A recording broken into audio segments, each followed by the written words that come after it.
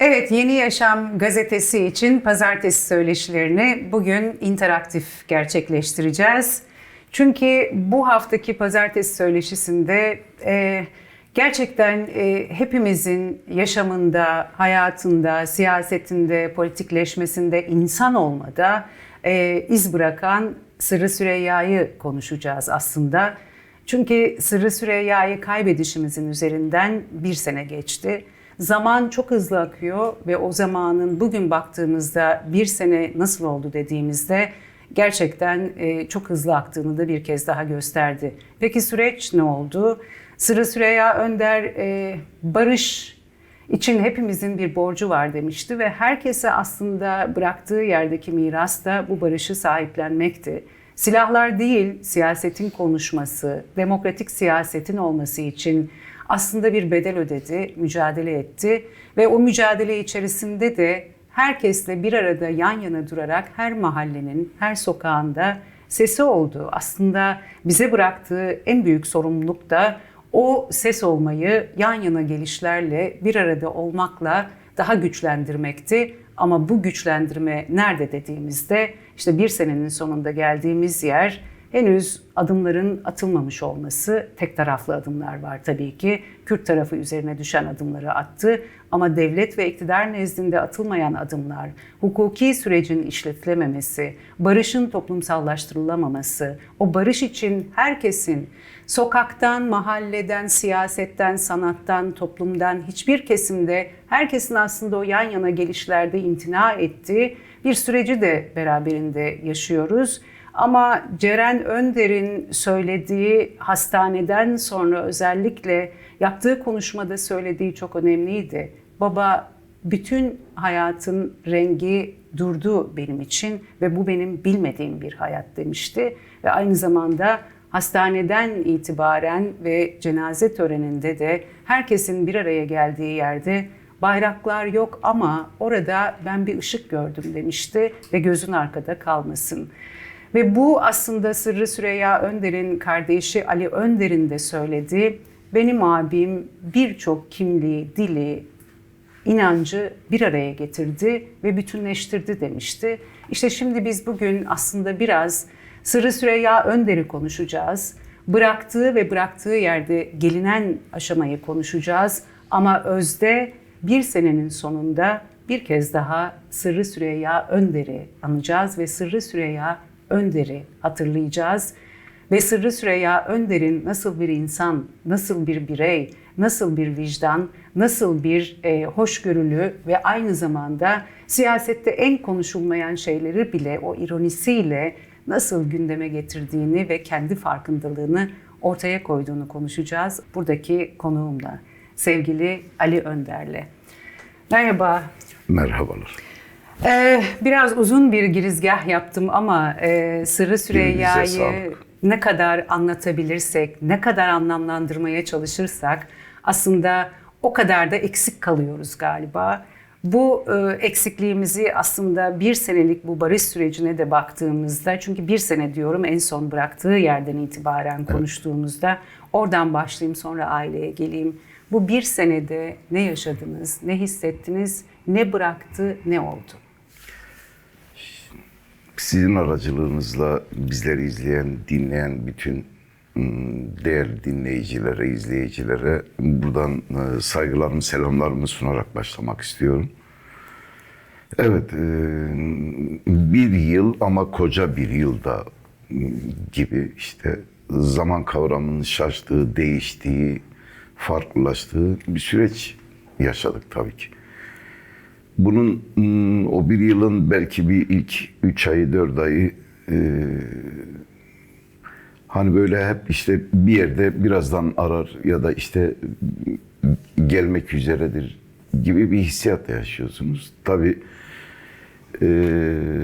gerçekle karşılaştığınız zaman, yani o yüzünüze çarptığında içinde bulunduğunuz acı biraz daha yakıcı, biraz daha katlanmış bir şekliyle hissettiriyor kendisini.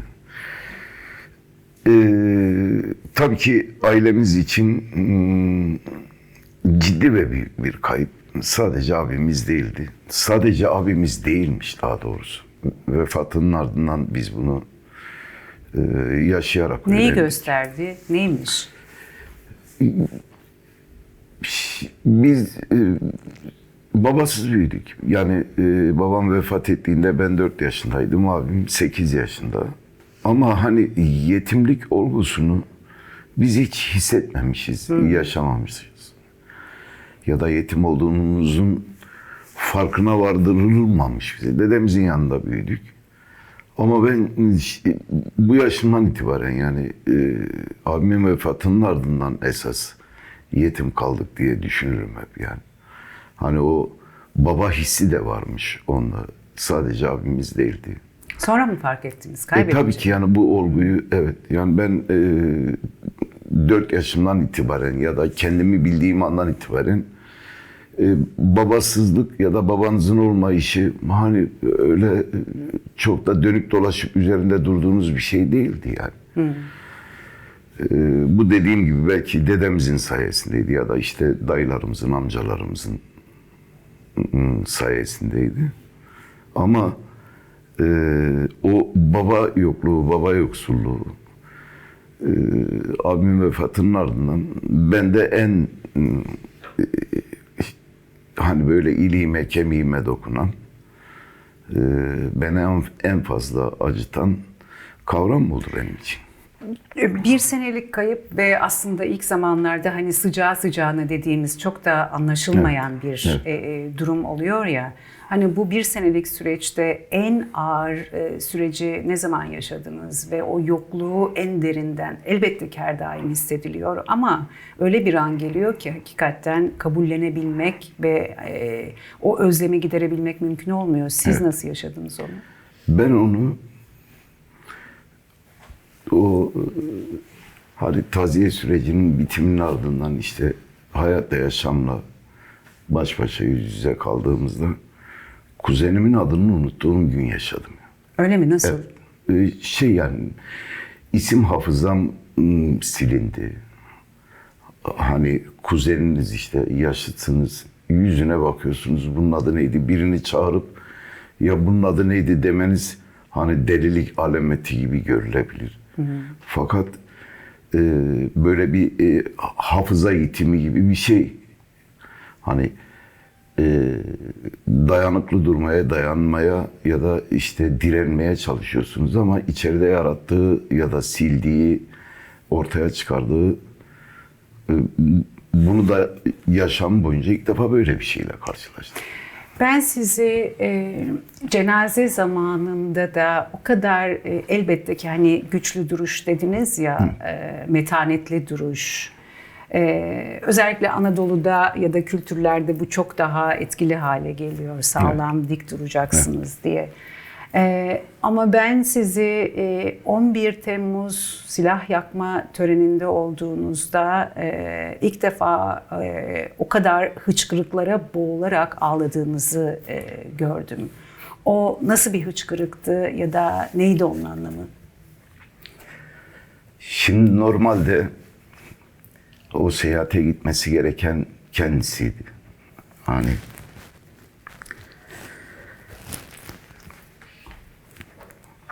biz o seyahatte Erbil'de bulunduğumuz otelden o törenin düzenleneceği alana giderken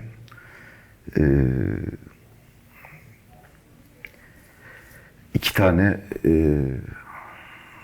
barış annesiyle daha doğrusu barış anneler olduğunu araç içerisinde öğrendiğim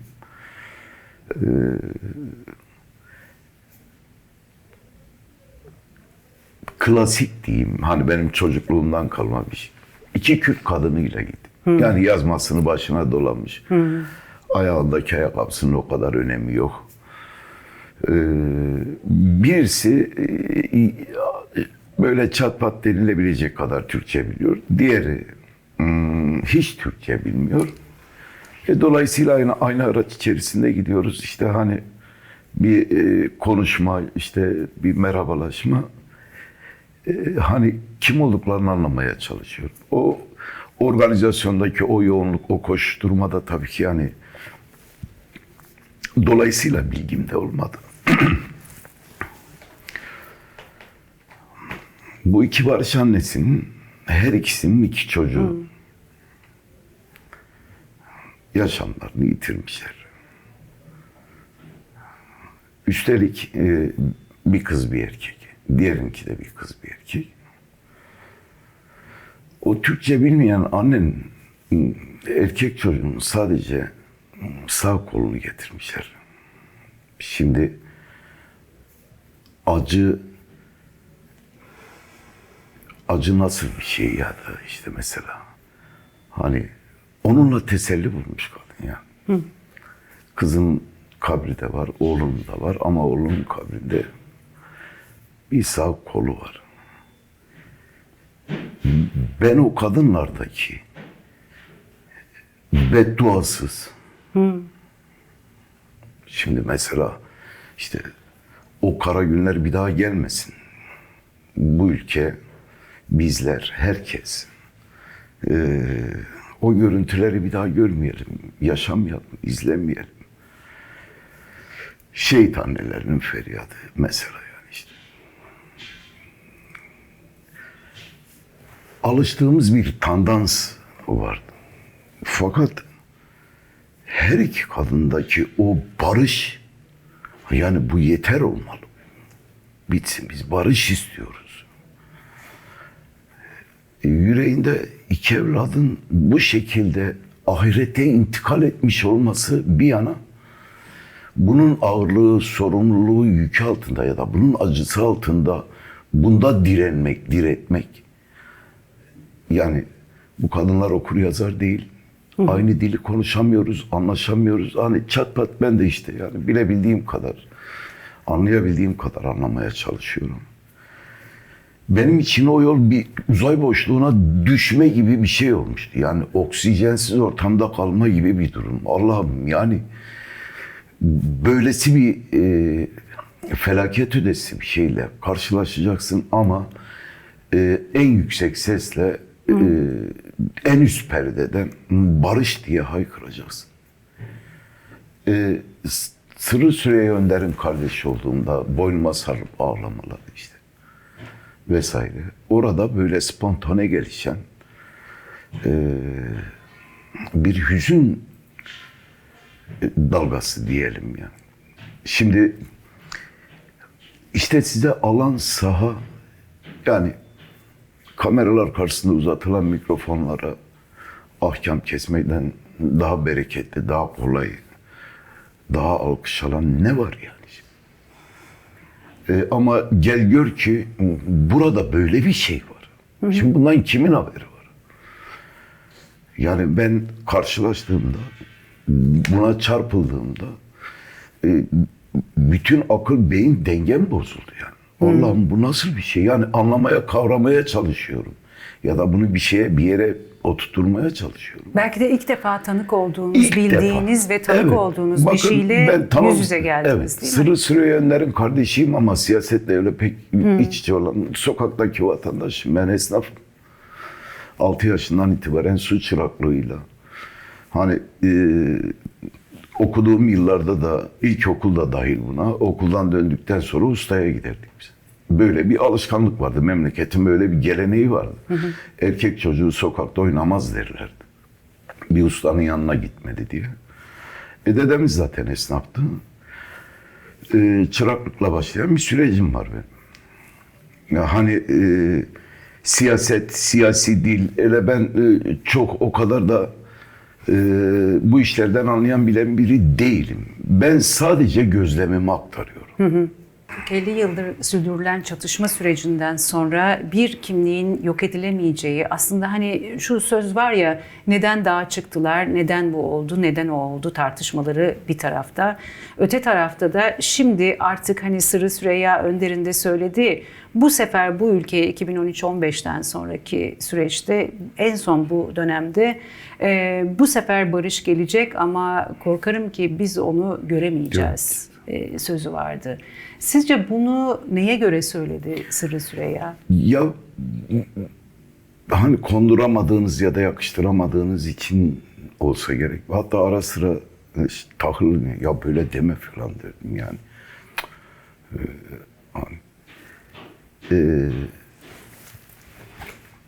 vefatından önceki son bir yıllık süreçteki sohbetlerinde diyelim ya da röportajlarında ya da işte mecliste hep bu dünyanın ölümlü olduğunu, hani ölümün var olduğunu,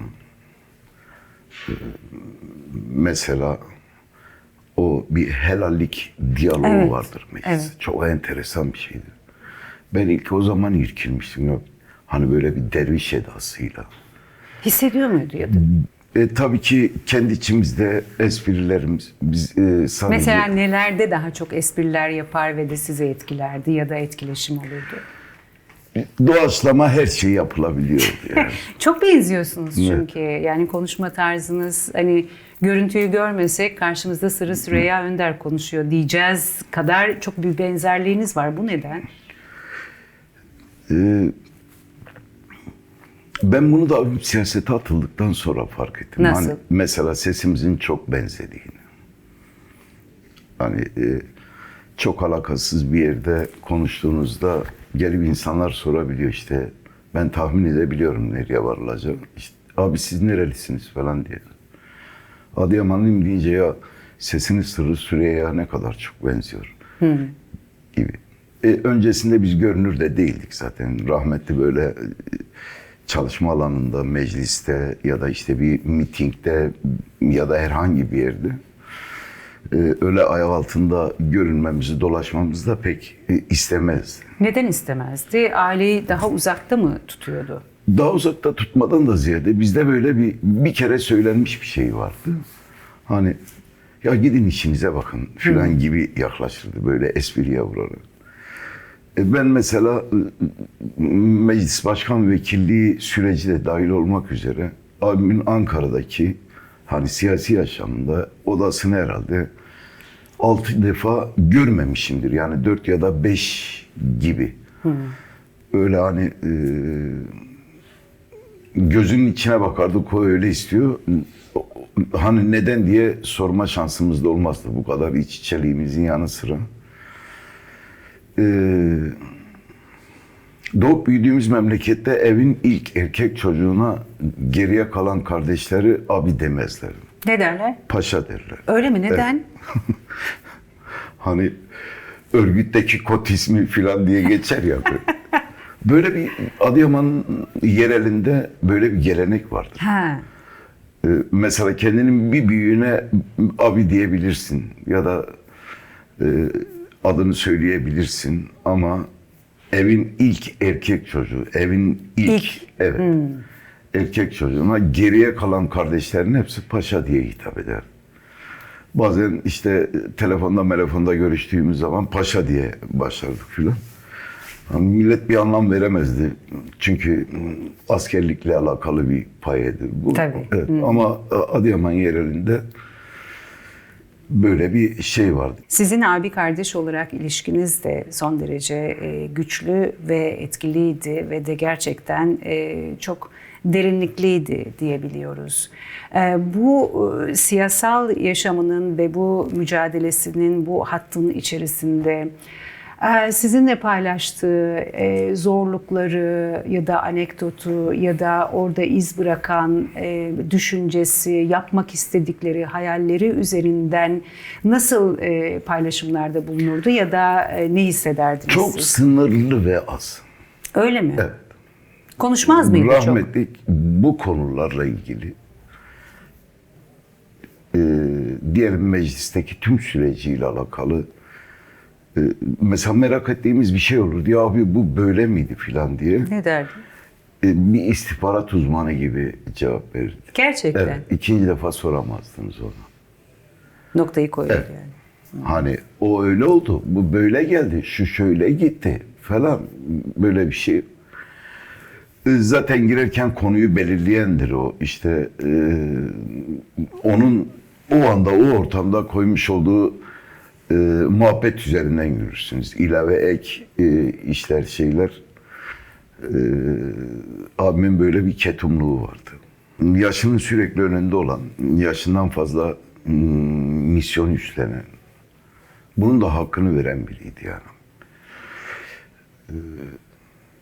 bir o kadar espriliydik.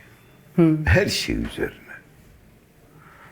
Ve şeydir, hani önceden konuşulmuş, görüşülmüş, edilmiş bir şey değil. Spontane, tamamen o anda gelişen ve herkesin bunun hakkını verdiği şeyler olurdu aramızda böyle. İş kabareye dönerdi. Onun gibi düşünelim yani.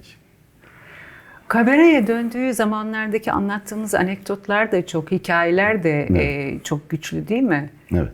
Ve o hikayeleri siz anlattığınızda gerçekten karşımızda konuşuyor gibi hissediyoruz. O ayrı.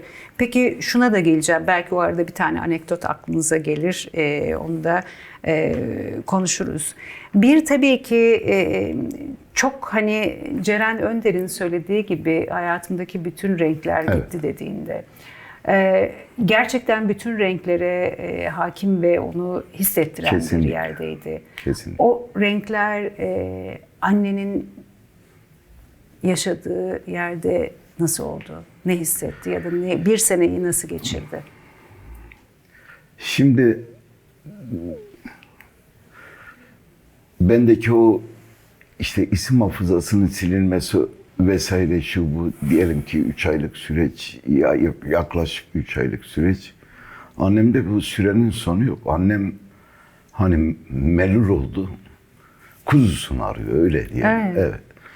İşte torunlar etrafına biriktiği zaman bazen bakıyorsun işte kafayı dağıtmış hani o an onu düşünmüyor. Her şey halinde yolunda işte.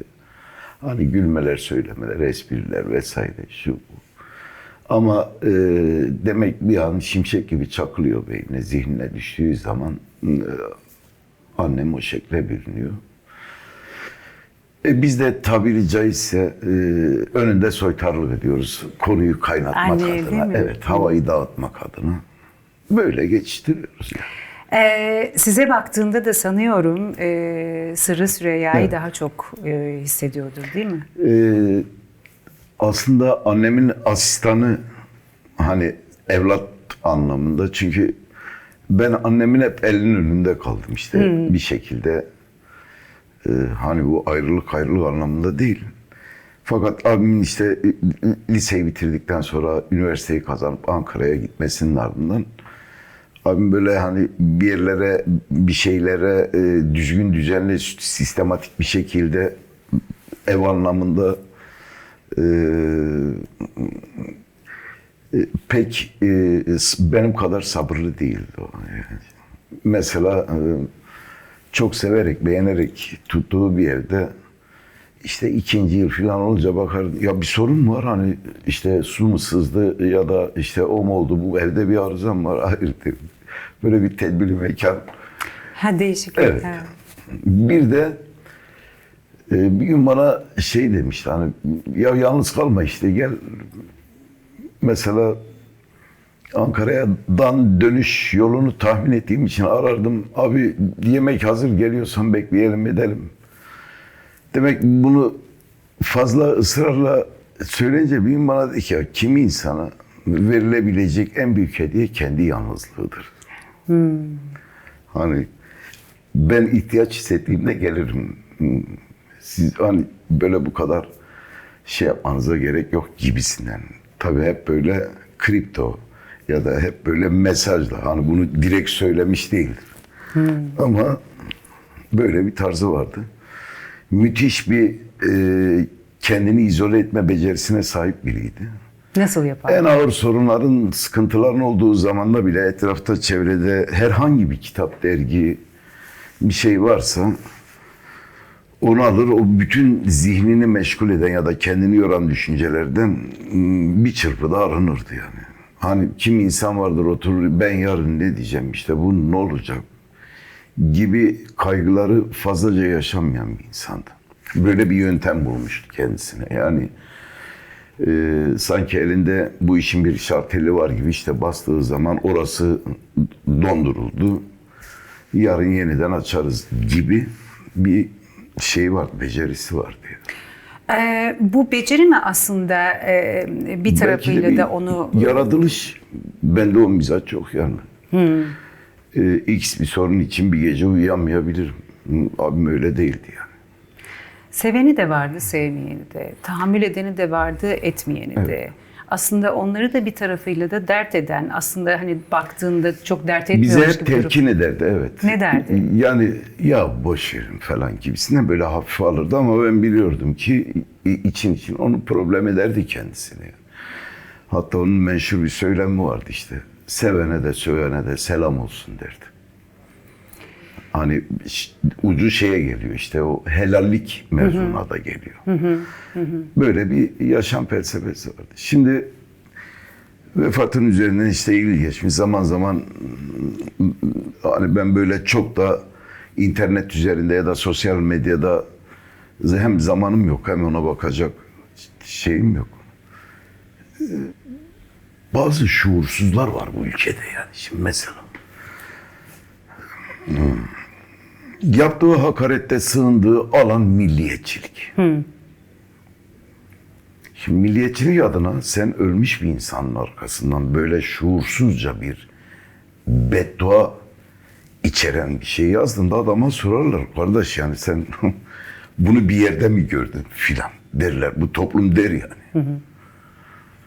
Böyle bir şey yok. Ha sen bunu dindarlığından, tırnak içerisinde söylüyorum. Aslında dindarlığından değil, dinbazlığından söylüyorsan, ya inandığın yer, ben sana söyleyeyim yani, Peygamber Efendimizin bu konuda hadisi var demiş yani. Cenazeye rıfk ile yaklaşınız. El hükminillah derler. Ölenden hüküm kalkar. Yani bunu din adına yapıyorsan dine oturmuyor. Milliyetçilik adına yapıyorsan milliyetçiliğe oturmuyor. İnsanlığa da dersen hiç oturmuyor. Yani sen önce insan ol, ondan sonra Allah'ın 4 tane hak dini var. Bir din bulman kolay yani. Hani çünkü mevcut diyelim İslam dini geleneğinde böyle bir şey yok. Din arayışın varsa yani geriye kalan 3 tane hak dini gene var. Bir dine mensup olabilirsin. Yüzün Allah'a döndükten sonra sıkıntı yok bence yani. Ne buna sığıyor, ne oraya sığıyor, ne adamlığa, insanlığa sığıyor. Bu zaten şimdiye kadar son bir senedir bu kadar hedef gösterme, hala bir barış deniyorken, bir sene öncesinde barış adına dair nefes alınamıyorken bir nefes alma süreci halinde o milliyetçilik, şövenizm ve ulusalcılığın çok daha düşmanlaştırıcı bir dille ortaya çıktığını görüyor musunuz? Ben onlara şunu tabii ki görüyorum. Yani yırtınıyorlar. Niye yırtınıyorlar? Ben şöyle bakıyorum olaya. Ya milliyetçi olduğunu iddia edene, ya sen bana vergi levhanı göster, ben sana ne kadar milliyetçi olduğunu söylerim yani. O demin vurgulamaya çalıştığım hamaset. Yani el kaybı üzerinde tepinme falan. Oradan kendine işte bir kimlik, bir kişilik ya da bir edinim çıkarmaya çalışma. Hani diyorum ya, toplanan cemaatin kulağına hoş gelecek şeyi söylersin. İşte alkışlanırsın. Öldüğünde de işte unutulur gidersin yani. Akıl nizam sahibi birileri oturur. Bir yıl içerisinde bu kadar gündemdeki yerini hayattaymışçasına koruyabilmişse, ya bu adam ne yapmış diye bir ön yargılarınızdan arınıp bakmanız lazım. Klasik bu son zamanlarda oluşan işler, ortada bir kelime var, aldığınız zaman işte insanı idama götürür gibi bir şekil var. Ya bunu eline alan adamın bu kelimenin öncesinden haberi yok. Sonrasından haberi yok. Bir espri içerisinde mi geçmiştir? Ya da bir konuyla alakalı bir emsal midir bu? Misal midir? Yani, Biraz önce örnek verdiniz, barış annelerini örnek verdiniz. evet, işte hani dediniz ya, yani bundan bir haber. Evet. Yani dönüp gerisine bakması lazım. Neler yaşanmış, ne olmuş, nasıl acılar çekilmiş. Bunları görerek hareket etmesi lazım aslında, değil mi? Kesinlikle. Sahicilik burada yatıyor. Bir hani demin söylediğim gibi ben siyasetçi değilim ama baktığım zaman anladığım, gördüğüm şeyi söylemeye çalışıyorum. Peki şimdi hani milliyetçilikten aktardınız genel durumu. Bir taraftan da Devlet Bahçeli, Sırrı Süreyya Önder'in kaybından sonra ayrı dünya görüşlerine sahibiz ama ülkenin barış ve huzur dolu geleceğine kilitlendik ifadesini kullanmıştı. Tabii ki bu sürecin de ilk başlatanı Devlet Bahçeli'ydi. Hatta daha sonrasındaki mecliste onunla ilgili yapılan bir törende de fotoğrafındaki o... Ben o alandaydım. Siz de Meclisteki oradaydınız. tarihte. Evet, siz de oradaydınız. Bu tabii ki hani ayrı dünya görüşleri olsa da ayrı, hatta ona bir televizyon programında da hani şu sorulmuştu ya, yani Kürt müsünüz diye. Hayır, ben kökenim Türk ama bu mesele çözülene kadar Kürdüm, Kürt olmaya da devam edeceğim demişti. Ve bu mesele çözülünceye kadar demişti. Aslında hani bir senelik süreçte bütün bu dinamiklerin de hepsine baktığımızda, yaşanılanlara da baktığımızda, bir dolu atılan adımlar Kürt tarafına da baktığımızda, devlet ve iktidar tarafında olmayan, atılmayan, yargı sürecinin işletilmemesine dahi baktığımızda siz ne görüyorsunuz? Şimdi ben öncelikle burada bir Lütfen buyurun. konuştuğumuz şeylere istinaden bir dipnot. Hani din adına ya da dindarlık adına, onu ben dinbazlık diye. Çünkü dine dair ahkam kesen çoğu insan, çünkü Müslüman olmak kadar kolay bir şey yok. Ve hani bu işin diyelim ki piyasası da şöyle elhamdülillah filan böyle yaptığınız zaman bir alim görüntüsü çizen çoğu adamın abdestten haberinin olmadığını ben tetkik etmiş bir insan. Hani benim bu manada ya da milliyetçilik, o hamaset üzerinden yürüyen milliyetçilik anlamında gerçek manada milliyetçilik ve dindarlığı tenzih ederek bu örneği verdim. Şimdi tabii ki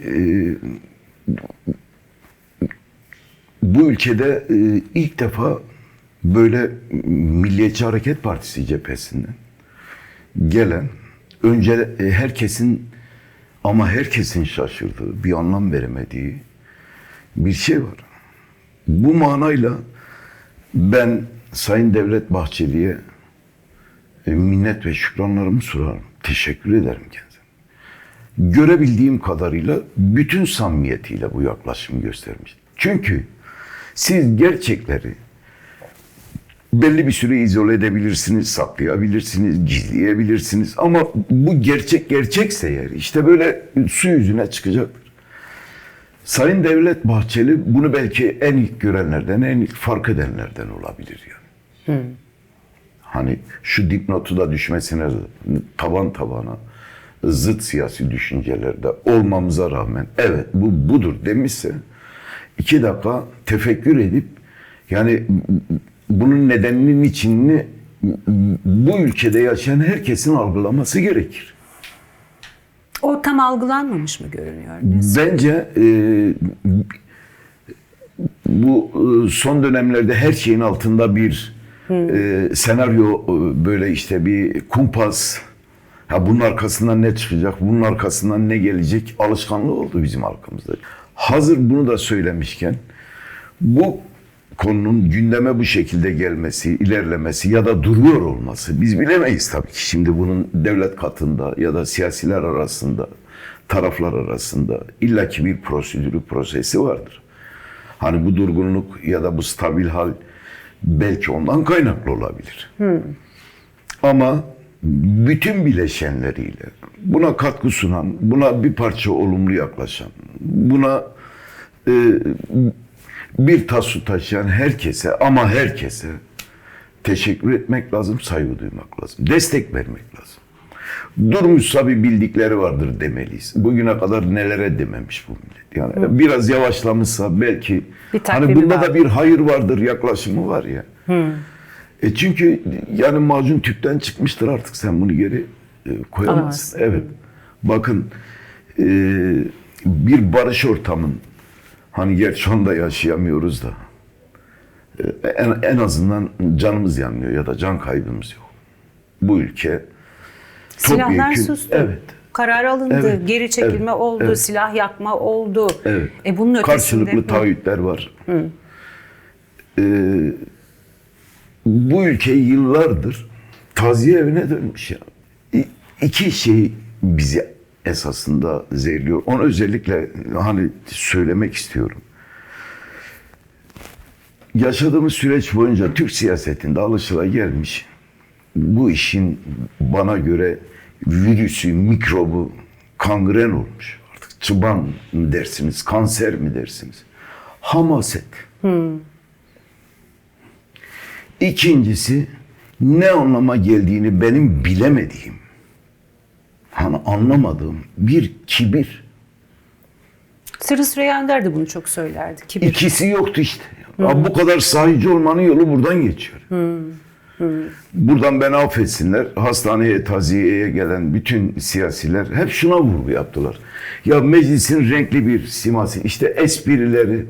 Baba sen yani bu kadar bir siyasi faaliyetten bunun Bunu mu çıkardın? esprisini ya da renkliliğini mi çıkardın? Bir gün geldi demiştik ya ben pigment değilim yani. Benim renklendirme gibi bir görevim yok. Barış diyorum, barış dedi yani bak. Buraya gel. Sen espri arıyorsan bu ülkede bunu pekala çok güzel yapan çok kaliteli sanatçılar var. Yani gidersin stand-up'ını izlersin. Mutlu mesut gülersin.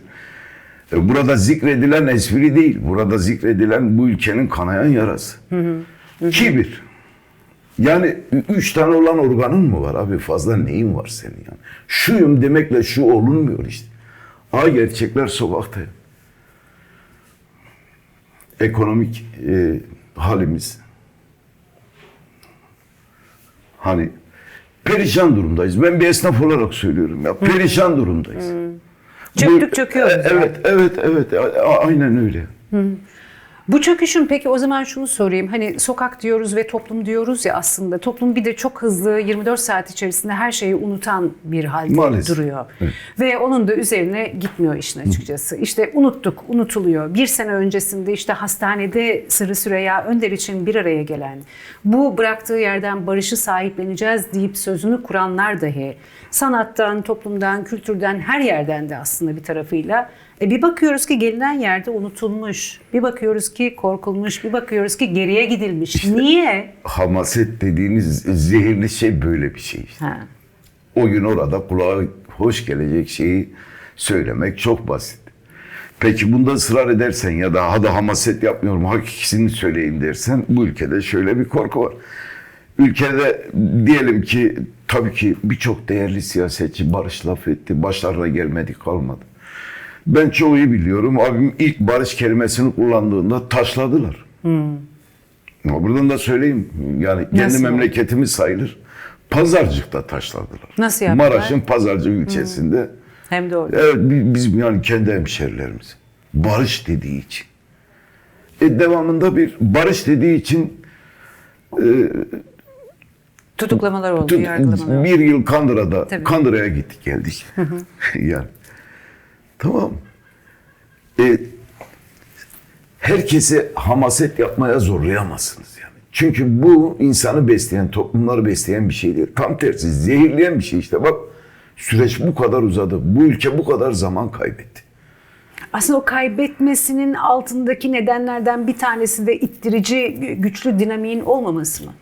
Ya demin bir şey söyledim naçizane. Ben bu hani bizde lallik derler arazı. Hani konuşmayı bilmiyor halimle bunu söylüyorum. Estağfurullah. Sahici olacaksınız. Gerçek olmak Evet. lazım. Kulağa hoş gelmeyebilir ilk zikrettiğinizde. Birileri beğenmiyor olabilir. Ama bakın dönüp dolaşıldı, gelindi, gidildi. Ortaya çıkan manzara bu. Peki benim abimin o son yatağı da öncesini de söylemiyorum. Bir yılı ne olacak? Niye bizden bir yıl kopardınız? Ne oldu? Evet. O buradan söyleyeyim abi. Benim annemin omurilik kemiğinde 18 tane civata var. O X-ray'dan her geçişte elimizde raporlarla gittik. Ya bu kadının belinde civata var diye. Bu acıyı bize niye yaşattınız? Bu acıyı bize yani biz ne tür bir kötülük yaptık ki? Sadece barış denilmiş yani. Bunun bedelini anam da ödedi. Ya evladım da ödedi, ben de ödedim. Abim de kendi canıyla ödedi zaten. Evet aslında o yüzden barışı dillendirmek, barış demek aslında herkesin bir arada özgürce yaşayacağı bir Öyle tabii ki. demokrasi demek, demokratikleşme demek. Buna hemen şunu da sorayım, son iki soruyla toparlayacağız. Kürt Halk Önderi Abdullah Öcalan'ın da Sırrı Süreyya Önder'le ilgili hani o mesajı çok derinlikli ve önemliydi. Kalbimize derin bir hüzün çöktü diyerek ve aslında bir tarafıyla da hani Sırrı Süreyya Önder'in barış adına o emekçiliğine de mücadelesine de son derece güçlü bir vurgusu vardı ve aslında barışı onun adına taçlandıracağız ifadeleri de yer alıyordu ve bir tarafıyla da İmralı görüşmeleri ve müzakere heyet içerisinde olması ve iki tarafın aslında sözcüsü niteliğinde olması, kamuoyuna yansıtılması noktasında da o dili, üslubu, söylemi.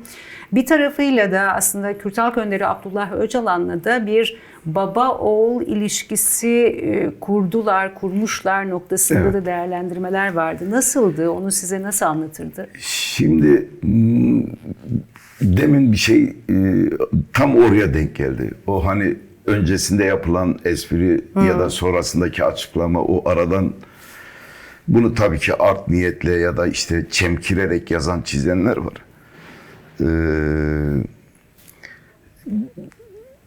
Aklımda kaldığı kadarıyla bu yetimlik vesaire üzerine Sayın Abdullah Öcalan bir espriyle karışık bir şey söyleyince hani babasız bir başkanım benim babam da sizsiniz gibi bir tam kestiremiyor, yani tam toparlayamıyorum ama şimdi orada hani böyle bir görüşmeler arasında verilen molada geçen bir muhabbette bu şekilde bir şey geçiyor. Ama orada Sırrı Süreyya diyor değil mi? Hani evet, siz de benim evet, o zaman evet, hani şey o yetimliğe dair. Evet. Göndermiş Sayın Abdullah Öcalan'ın ailemize göndermiş olduğu tavsiye mesajı işte o hep oturduğumuzdan beri aynı şeyi söylüyoruz. Hamasetten uzak, sahici. Yani içten gelen. Buradan ona da teşekkürlerimi iletiyorum, saygılarımı sunuyorum. Sağ olsun. Çok tabii o da bu süreç içerisinde daha sonraki görüşmeye de yansıyan açıklamalarda hani bir sonraki görüşmemizde olacağız umudunu taşımıştım dediği de çok herhalde etkiliydi galiba değil mi? Hani bilebildiğim kadarıyla, duyabildiğim kadarıyla derin bir üzüntü yaşadığını, sadece yazılı olarak açıklama anlamında değil, yani orada içinde bulunduğu durumu özet geçen tanıdıklarımız oldu. Onun üzerine diyorum işte sahici olan budur diye. Şimdi sahici olanın sahici olanlarla yürütülmesi, her kesime dokunması, temas etmesi, gerçek olabilmesi için aslında hani Sırrı Süreyya Önder de bir bedel ödedi.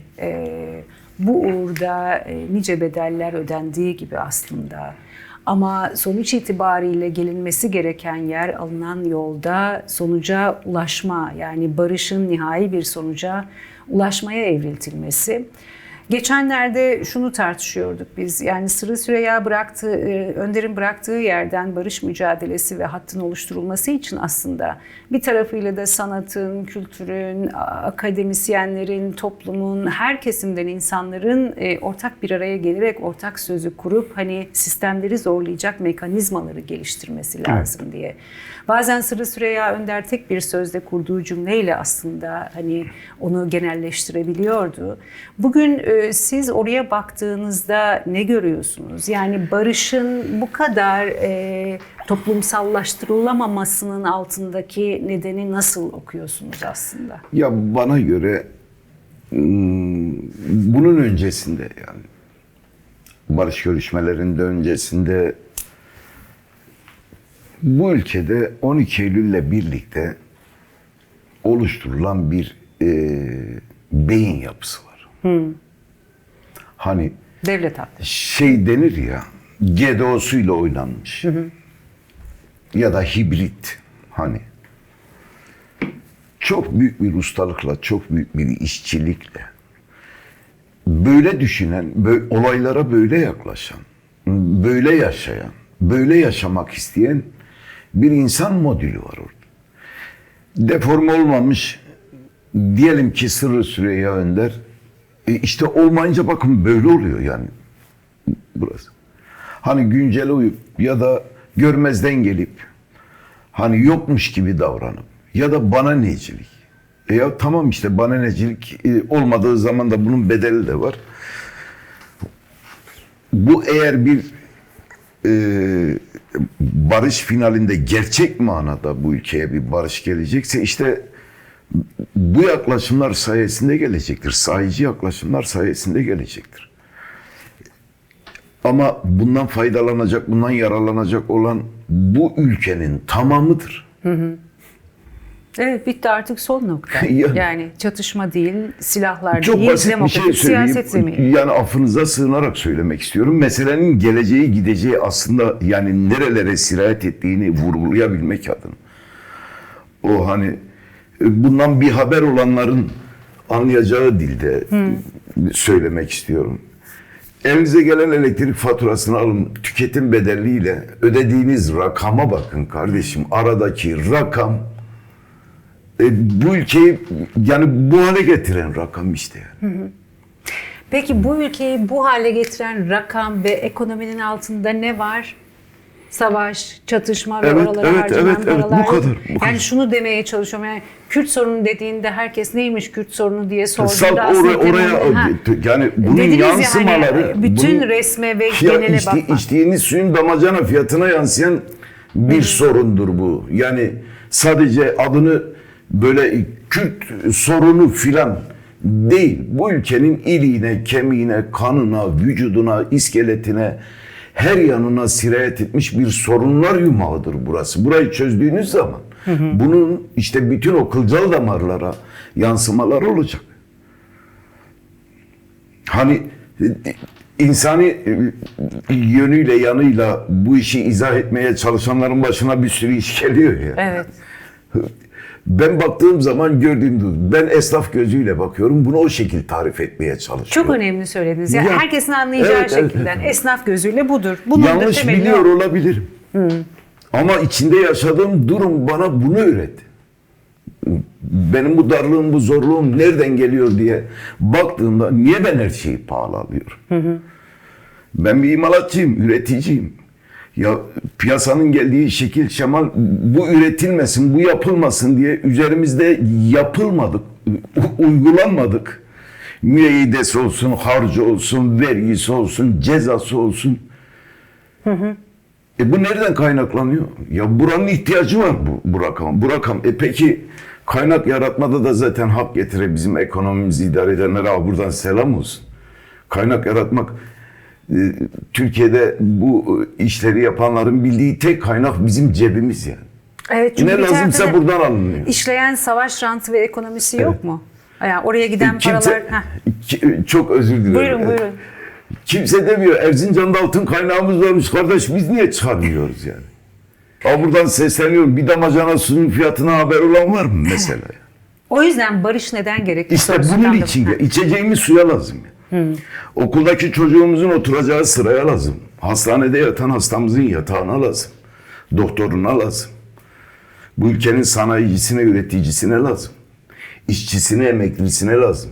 Bakın bugüne kadar ki zikredilen ya da söylenen açıklamaların hepsi başka boyutlarla ifade edildi.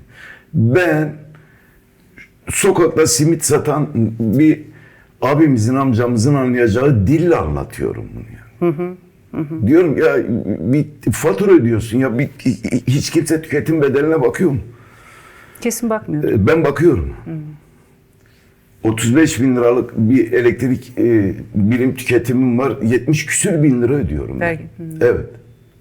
Yani. Bütün bunlar o kadar net anlattınız ki bütün bunlar içerisinde Siyasetçiler bir demokratik siyaset, pratik siyaseti yapamama, örgütleyememe eleştirileri var. Ve bugün aslında sokağa temas meselesinde de eleştiriler var.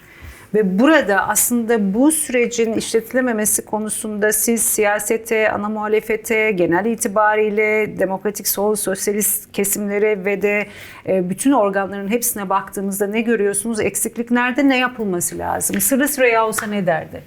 Olmaları gereken sahadan bence bana göre çok uzaklar. Bir haberler. Hani konforlu bir salonda bu konuyla ilgili üst perdeden konuşmak, dediğim gibi işte nasıl olsa alkışlayanı da var. Dinleyip anlamayanı da var. Lan ne güzel konuştu falan deniliyor yani. İşte. Tabii. Bu işin hani laboratuvarı, ocağı, mutfağı sayılan yerlerde bütün ön yargılarınızdan arınarak, herkes için söylüyorum, hepimiz için söylüyorum. Bütün o ön yargılardan, o böyle 40 yıldır, 50 yıldır bu beyinlere nakşedilmiş işlerden sıyrılarak bir yerinde görebilmek adına. Hani bu işin ya ne oluyor filan diyebilmek adına. Düşünün ki bu ülkenin en hayati konusunun ana haber bülteninde altyazıyla geçtiği ya da işte 2 saniyelik bir söylemle geçtiği yerde inanın bunların çoğunu dinlemiyor bile. Adamın umurunda bile değil. Bu sokaktaki vatandaş için de geçerli. Bu işin güya hani çözüm noktasında olan o makamı tutan ya da işte o makam üzerinden icraat yapanlarda da bu var. Tabii ki tenzih ediyorum canıyla başıyla bu iş için her şeyini ortaya koyarak bir an evvel bitmesi ya da en sağlıklı şekilde çözülmesi, herkes için iyi olması. Onların hepsinin kim olduklarının önemi yok. Hepsinin benim bu boynumun kökünde yeri var. Siyasi görüşünün ne olduğu önemli değil, hangi siyasi partiye ait olduğu önemli değil, hangi memleketten olduğu önemli değil, hangi dinden olduğu önemli değil. Onların tamamının benim boynumun kökünde yeri var. Başımla gözüm üstüne yani. Dönüp dolaşıp işte o sahiciliğe yani bir parça tefekkür edip yani geriden bakıp ya bu konu nasıl halledilir? Rahmetli abim bu konuyla ilgili bir anekdotu vardı. Adı aklıma geldi, onu da paylaşalım. Bu hani üst akılla, devlet aklı işte vesaire gibi adlandırmalar var ya onunla yapılan işler. Hani beyaz yaka diye tabir edilen kamuda vardır işte yani diyelim bir ihtiyaç belirtilir. Aslında o ihtiyacın yanından nerede yapıldığından bile haber olmayan bir yönetici vardır. Sapan saçma bir şey çıkarırlar ortaya yani işte. Şurası olsun böyle olsun gibisinden. Zamanında Esenboğa Havalimanı yapılacakmış. Ankara'ya havalimanı yapılacak. İşte Esenboğa'da araştırma var. Orada hayvan atlatan bir çoban denk geliyor. Ağalar ne geziyorsunuz burada diyor. Nedir, hayırdır falan. Anlatıyorlar çoban. İşte buraya teyyare meydanı yapılacak diyor. Oho demiş ya. Siz hele bir gidin bir de kışın gelin buraya demiş. Niye demişler? Ya kışın burada göz gözü görmezler. Yani sistem buluttan ya da işte mevsim şartları diye. Biz çocuktuk. Ben çok iyi hatırlıyorum. Siyah beyaz televizyon döneminde. Ana haber bülteninde ilk söylenen şey Ankara Esenboğa Havalanı'na işte hava muhalefeti sebebiyle inemeyen uçaklar Ankara'ya yönlendirildi, İzmir'e yönlendirildi diye. Yıllarca Ankara'ya o bir sistemden bahsederler. Sis olsa da şimdi herhalde iniyor. Onun teknik olarak ben ne olduğunu pek iyi bilmiyorum. O yokken iniş yapılamıyor. Senin başkentinde bir havalimanı var. Şifre buyurmuş birileri buraya yapın diye oraya yapılmış. Ama adamın oraya yapılacak alanla ilgili en küçük bir deneyimi, bilgisi, birikimi hani liyakata da geliyoruz buradan işte. Olmayınca ortaya çıkan işler böyle oluyor. O çobanı dinlemek lazım. O çobanı dinlemek lazım. Bundan şunu anlıyoruz. Herkesi dinlemek Öyle lazım. tabii. Herkese kulak kabartmak. Öyle tabii. Herkesle o teması Evet. kurmak lazım. ayrıştırmadan. Çünkü bu ülkede analar ağlıyor. O ağlamayı durdurmak, onu dindirmek, Kesinlikle. onun çözümünü yaratmak gerekiyor. Bugün son olarak onu sorayım. Bir senelik zaman, süreç ve bugün geldiğimiz yerde işte daha dün mezarı başında anıldı Sırrı Süreyya Önder. Evet. Ve aslında o bugün hayatta olsaydı ne olurdu? Bugün baktığı yerde ne görürdü, neyi söylerdi? Ya Ali ya bu da böyle oluyor, olmuyor. Ne derdi size mesela? Anlatılabilecek en komik dille bunu ifade edebilirdi ama derdin büyüklüğü, derdin acısı, o derdin hani bunun tam karşılığı ironi midir? Benim anlamadığım bir kelime bu. Ortadaki işte acınası, ağlanası, başını iki elinin arasına alıp oturup derinlemesine düşüneceğin işle ilgili bir espri yaparak bir ümit aşılardı yani. Çünkü tebessüm eden bir yüz. Dinlediği konuyla ilgili, dinlediği şeyi kaşlarını çatarak ya da gerim gerim gerilerek değil de bunun bu tarafı da varmış ya da bu yönü de, bu yüzü de varmış yaklaşımıyla girilen her sorunun ben çözülmeyeceğine asla ve asla inanmıyorum. Ön yargılarından mevcut herkesin ama ya herkesin ön yargılarından arınmış, bunun kalkmasını bütün samimiyetiyle, bu sorunun bitmesini, bu ülkenin de ya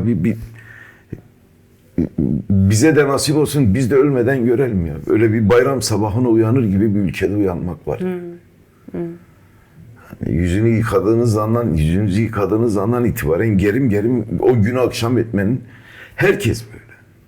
Emeklisi de böyle, işçisi de böyle, işte esnafı da böyle, sanayicisi de böyle, nakliyecisi de böyle. Böyle yani. Bakın işte bir haber bülteninde verilecek doğru dürüst bir şey de yok. Çok basit bir yol verme vermeme kavgasından bu ülkede insanlar birbirlerinin gırtlağını sıkıyor yani. Şiddet kültürü Evet, daha da yer demir geliştirecek. gök bakır olmuş ya. Memleket gri bir halde duruyor. Çıkalım sizle işte şu ana caddeye. Tüm insanların burun çizgisi alnında devam ediyor yani. Artık yıllardır, günlerdir, aylardır bu insanlar çatık kaşlarla yaşıyoruz. Gülümseme yok, gülme yok. Hani bir hoş olabilecek, hoşunuza gidebilecek, şöyle bir falan olabileceğiniz. Hani o en çok özlemini çektiğim şeydir. Ben çocukluğumdan itibaren bunu hep söylerim. Bir bayram sabahına uyanır gibi bu ülkede uyanmak hepimizin hakkı. Herkesin hakkı. Çok güzeldi bu. Herkesin hakkı. O yüzden Evet, herkes de evet. üzerine düşen sorumluluğu daha cesurca Tabii ki herkes herkesi dinlemezse ya da dinleyemezse ya da dinlemek istemezse bu sonuca neyle varacaksınız? Siz neyle gideceksiniz? Hötzötle barış olmuyor. Ben yaptım oldu öyle bir şey yok yani. Bunu dediğim gibi yani konunun tarafı olan sokaktaki simit satan amcamız da, bölgedeki Kürdümüzde, öbür bölgedeki Türkümüzde, devlet yöneticilerimizle, askerlerimizle, gerillamızla herkes böyle bakmalı bu olaya. Yoksa barış demeyle barış olmuyor. Yani işte barış diyelim ama yok yani. Sadece İstismar kurulan etmeden, sözler değil. suistimal etmeden, dediğim gibi o kibirden bir arınabilsek Kibirle barış olmaz. olmaz yani mümkün değil. Kibirlerden arınıp daha kapsayıcı, daha bütünleştirici, Evet. ortak dili kurabileceğimiz samimi ve gerçek olmanın altını çizdiniz. Hakikaten barışta. Tıpkı Sırrı Süreyya Önder'in iz bıraktığı ve herkesime sağladığı şey de buydu. Ama unutulmaması gereken o yaklaşım biçimini herkesin bir kez daha hatırlaması ve benimsemesi gerekiyor sanıyorum, değil mi? En kısa ve kolay yol. Barış'a dair son bir aklıma geldiği için anlatmak istiyorum. Lütfen. 12 Eylül'de abim Mamak askeri cezaevinde yatarken işte konjüktör anlatmaya gerek yok o anki. Evet. O Bir gün bana şeyi anlattı. 10 kişi, koğuşlarda maksimum 10 kişi hani kalayım derse.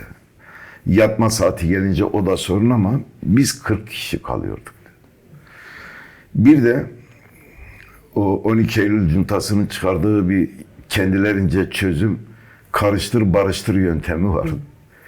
Sağ görüşlü mahkumlarla sol görüşlü mahkumları aynı koğuş içerisine koymak. Ve yanılmıyorsam abimin aynı koğuşta rahmetli Muhsin Yazıcıoğlu da yattı. Şimdi sağ görüşlü, sol görüşlü mahkumlar, hani nereye kadar kutuplaşacaksın? Zaten 10 kişinin kalacağı alanda 40 kişisin. Namaza duran mahkum var. Şimdi alanın darlığı vesaire şu bu. Kavga çıkıyor. Niye? Şimdi adam durmuş, hani seccade de yok, diyelim bir şey seriliyor. Onun üzerinde namazını eda etmeye çalışıyor. Önünden geçen olunca namazın mekruh oldu diyor yani. Şimdi önünden geçmemen gerekiyor. Bunun üzerine çıkan bir kavga var. Ya zaten yönetimin diyor 50 türlü işkencesi var üzerimizde. Bir de burada yani 2 dakika nefes alacağın yerde de bu şeyin içine giremeyiz dedi. Baktım ki diyorum bir şeyin farkında değiller. Gene bir gün diyor böyle namaz dağının önünden, seccadenin önünden niye geçtin ya da namaz kılıyorum önümden niye geçtin deyince namaz kılan mahkum ayakkabısını çıkarmış arkasında duruyor. Hani eğildim yerden diyor ayakkabısını aldım getirdim seccade diye serdiği yerin ön tarafına indirdim dedim ki sen namazını kıl geçen olursa da namazına bir halel gelmez. Namazın mekruh olmaz yani kılabilirsin.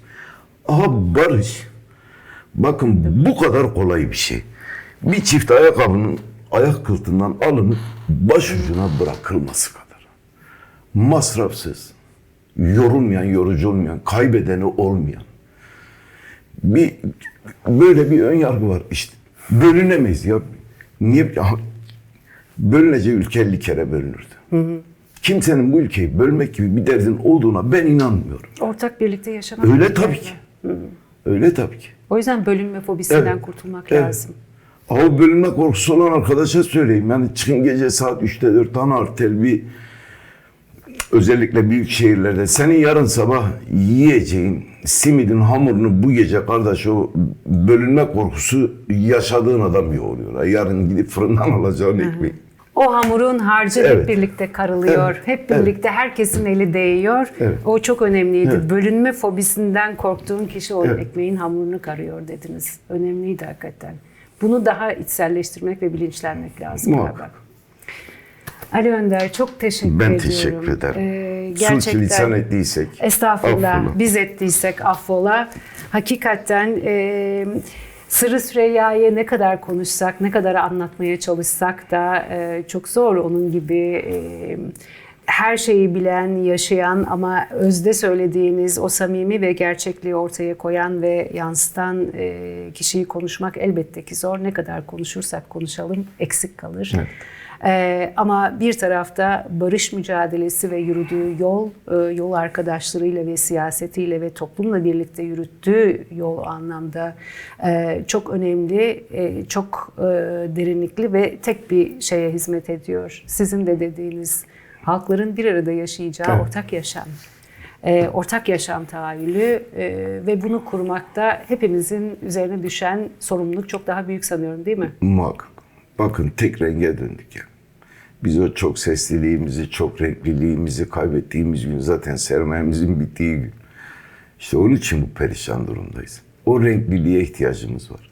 O karmaya ihtiyacımız var. O dayanışmaya. Bu iş sadece ya benim de Kürt komşularım var filan yıllardır işte onunla olmuyor. Ya da işte et tırnak dediler onunla da olmuyor. Demek ki daha samimi bir şey yapmak gerekiyor.